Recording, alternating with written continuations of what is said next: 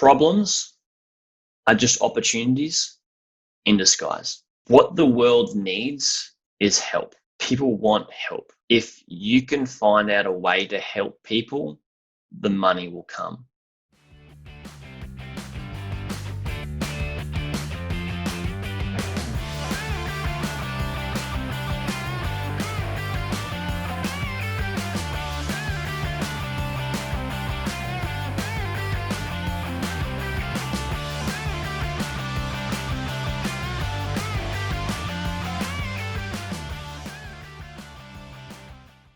The next question I have for you is about ad spending. So you run ads to keep the community going on, maybe new signups every so often. And I assume from this community, you are able to like close some of them or encourage some of them to move into your inner circle. Is that right? Correct. Yeah, everybody that is within the community, once they've bought a business, they can either choose to keep learning to grow their business within the community, which we have trainings and stuff.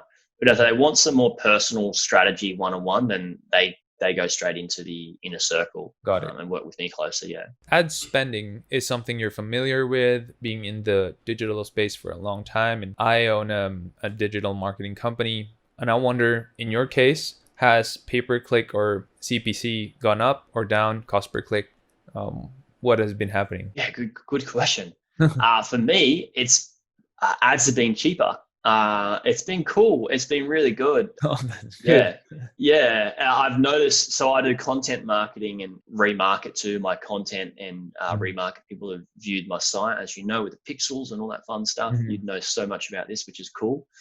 I'm happy to dive into as much marketing as you like, because I'm a bit of a marketing geek myself. Awesome. But yeah, I've found ads have been a little bit cheaper as of late, which is quite cool. Likewise here on Facebook, YouTube, everything. So I know a lot of YouTube creators, actually, local ones, and they're telling me that they're not making money from the payouts right now. So yeah, ads are super cheap right now, which is good for you who has, the same amount of work that you guys are doing. Just to give you a bit of background for SEO Hacker, we have clients who are, some of them B2C, some of them B2B. And since they are having a tough time collecting or, receiving sales, getting more sales, we are also getting a tough time collecting from them. But in terms of work, still the same amount of work. It's just that they pay later because they were saying that our finance team cannot go to work. It's a lockdown, blah, blah, blah. And so the receivables just pile up. That's the only problem. But I think for a lot of us in the digital marketing space, we're still pretty much doing the same thing. And we're blessed to have still, the same amount of work, or maybe for some of us, even more work, which is good. Yeah, it's been, if you know that skill of working online specifically to marketing, I mean, you're going places, especially at this time. Now, what's the process like when people want to work with you? Do they just get in touch with you? Do they go to your website? How do they find you? I know you mentioned that you're spending ads, but I want to dig a little bit deeper on that. How do people really find you? Where do they mostly come from? How do they start the process? So how people mostly find me is through my podcast. I'm sure that's probably similar to you. It's just such a good way to get to know somebody, and, you build a bit of a relationship with them, and they can start to trust you and see if you're the person that's going to be able to help them. So a lot of people will consume my content through the podcast. And then also little snippets like you guys do. I'll put that on different platforms, Facebook. Sometimes I run ads on Twitter, which has been quite cool. Been very, very low cost per click. Have had some, my CPL on Twitter has been quite good. My cost per lead. Not doing any Twitter at the moment. Not doing any YouTube anymore in terms of ad spend. But we post on YouTube, post a little bit on Instagram. But practically nobody comes from Instagram, which is okay. But mostly Facebook. People will see my stuff on Facebook and YouTube, consume the content, and then they can either, if they want some extra help, they come and join my email list by getting a due diligence framework or a tool, free resource that I create, which actually been very grateful that the industry has just been shouting that, to the moon and letting people know it's been really good.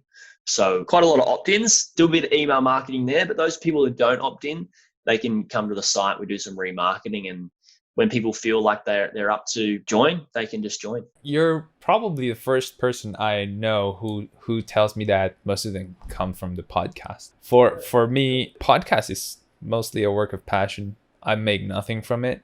And so I've been doing this a year and 1 month now since I started last July. We have like 13,000 streams already.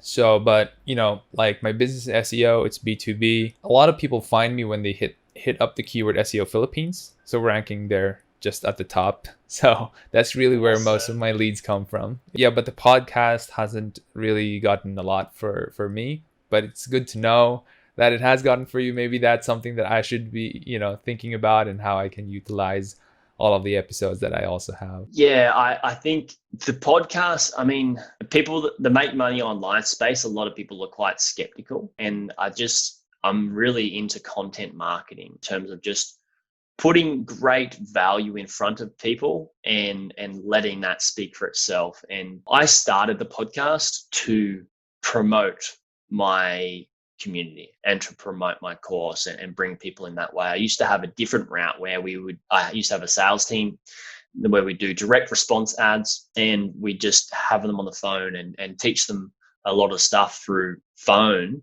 and do sales into a high level program. And then I decided I'm going to go wider and help more people, and decided to go through just create content, really good content, and let that speak for itself. That's what I've been about. And actually it's been the thing that I really love. It's really turned into something that I thoroughly enjoy. And I think that's probably why a lot of people want to come back to, listen to my voice again, I guess. I don't know why else you would, but it is really good to see how honest you are. So I know that you guys are listening, but we also have the video on YouTube, and I am interviewing Jaryd on video via Zoom. I can see how honest you are with all the answers that you've given. I think that is, and it could be heard with your voice as well and how you respond. So I think that is one major reason that people just start to trust you, and why we get so much podcast leads. Just my 2 cents. Yeah, thanks, man. Really appreciate that. And the last question I have for you actually is the target market of this podcast, the leadership stack. We're looking at leaders and managers and entrepreneurs who are struggling out there, more so now because of the pandemic. Again, 45% unemployment rate is not going to happen if businesses did not shut down. So there are a lot of businesses that have died during this time, given there are some that are thriving, but still 45% from a 7% started this year, at least here in the Philippines. That is the all-time low. Now, in a couple of months, it's 45%. And I'm wondering, Jaryd, what would be your one big advice? If there is one big advice you could tell to these people, what would it be? Problems are just opportunities in disguise. What the world needs is help. People want help. If you can find out a way to help people, the money will come. And you can get as creative as you like with it. But I feel like, at the moment, it may be really, really hard in your niche or what you're doing. People maybe it's a luxury item or that you're selling, or it's a luxury service that you're selling, or it's something that people aren't spending money on right now. And can you blame them? I mean, I haven't been very impacted because a lot of people were turning to the internet to make money online. But there's been people that have left, and can I blame them? No. They've stopped working with me. I can't blame them at all. And I'm all like, hey, you do what you need to do. If you need to go and look after your family, please do it. That's the most important thing, for you at this time. And if or when you're ready, come back and I can help you. But I think if we just put ourselves in the position where we're always putting ourselves in one another's shoes, our clients' shoes, our audience's shoes, and thinking about all right, cool, where are they at the moment, and how can I help them best?